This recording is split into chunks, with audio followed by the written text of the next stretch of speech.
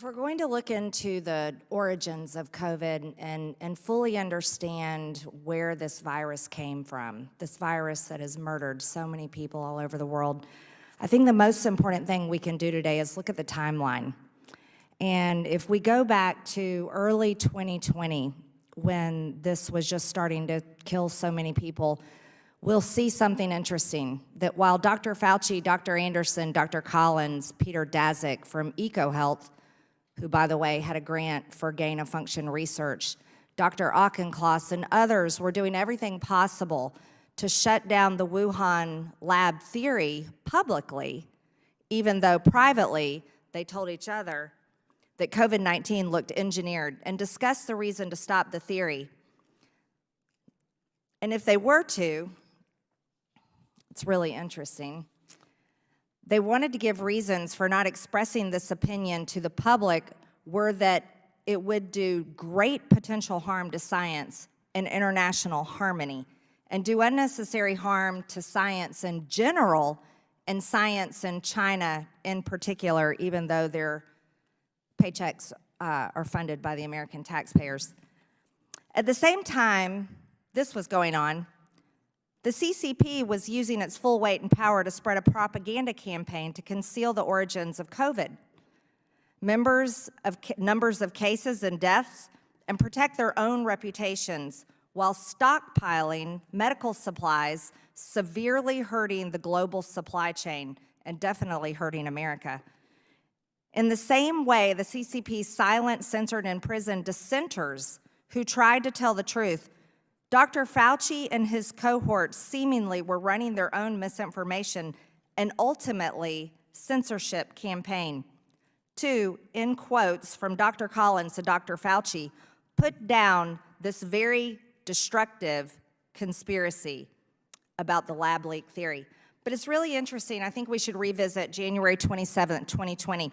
Dr. Anthony Fauci, the director of the National Institute of Allergy and Infectious Diseases, finds out that they have a financial relationship with the Wuhan Institute of Virology through EcoHealth Alliance, and that they've been working with novel coronaviruses. January 31st, 2020, Dr. Fauci is warned by Dr. Christian Anderson that some of COVID-19's features potentially look engineered, and the genome is inconsistent with expectations from evolutionary theory. Dr. Redfield, did you agree, in your opinion, with Dr. Anderson's assessment at the time that this virus did look engineered? I was concerned because of the presence of the furin cleavage site that we've talked about. And I think it's important to understand what that cleavage site does.